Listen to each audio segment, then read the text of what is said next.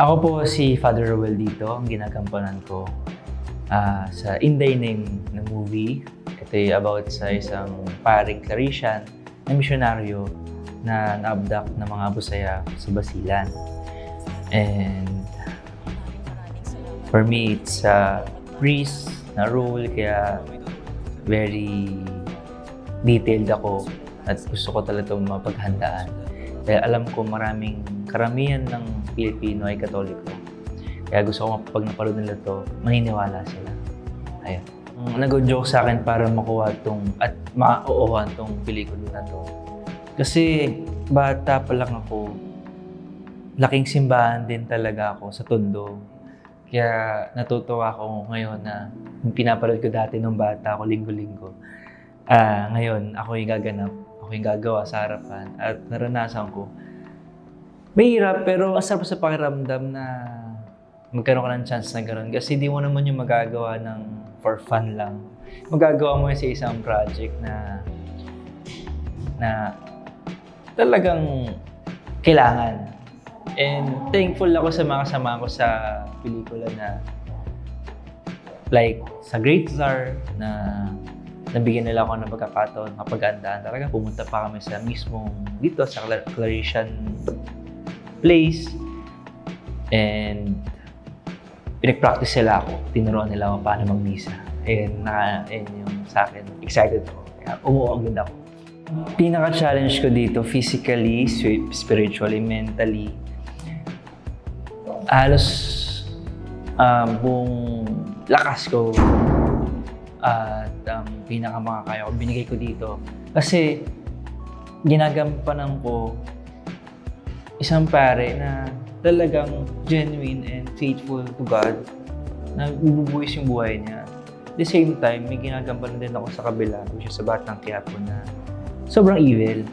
Yung pinaka-mentally sa akin na ang hirap na na paano ko gagawin at kailangan maiba. Yun yung lagi ko naisip. Kailangan maiba. Hindi ko pwedeng makita makita na ibang tao. Same.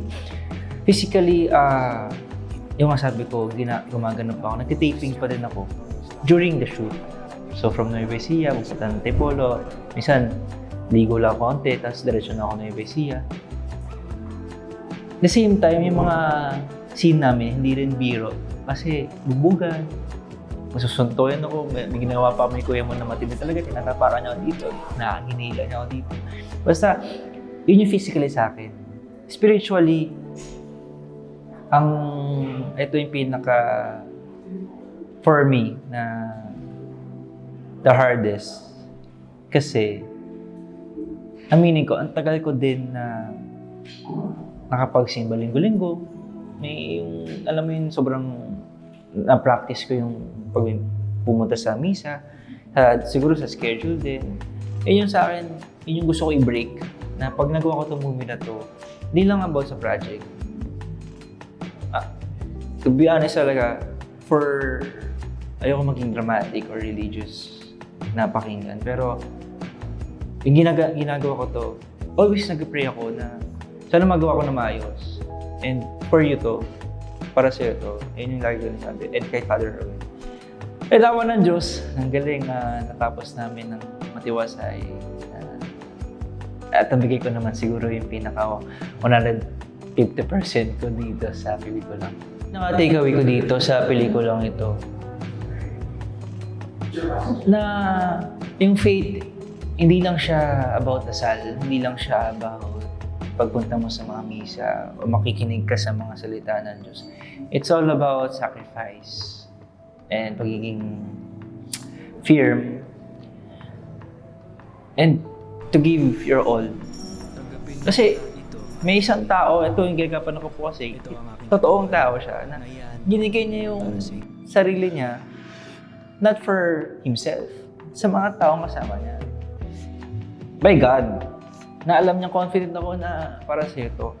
Walang ganun. Kung ako, sinasabi ko na religious ako nung bata ako. Pero meron pa pala mas grabing tao na dedicated talaga niya life na for God. And that's Father Roel. What kind of McCoy? Siguro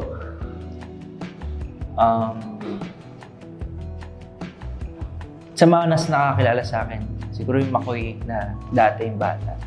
Yung talagang simple lang na wala pang alam sa mga nangyayari sa buhay. Kasi alam ko nung bata ko, ang alam ko lang mag-aral, magsimba, sumunod sa magulang. Yun yung pinaka genuine na pwede ko may pakita dito sa movie na ganun lang din yung pinakita ko ngayon. Kasi ayoko nang mag-segue pa sa mga iba't ibang pwede kong sabihin na itong Makoy na ito makikita nyo. Hindi, yun lang makikita nyo. Yung dati ko lang ng bata ko. Yun lang din yung pinosisyon ko ngayon na gumanap lang ako ng isa pang tao. Hello po, ako po si Makoy De Leon. Ngayon po, meron po sana akong hiniling na mapanood nyo. In Thy Name po ang movie na to. Din po ito ng Great Star Production at syempre tulong din ng Viva. At ito ay isang palabas na tungkol sa isang Claretian na priest na nasa process ngayon na pinupush na ma-beatify bilang saint para sa ating mga Pilipino. Isa tong pride din natin. At sa tulong ng movie na to, makikilala na siya, si Father Roel Gallardo. In Thy Name po, sa March 5. Now, showing. Sa March 5, mag-showing. Hello, I'm Makoy De Leon. Please visit pikapika.ph.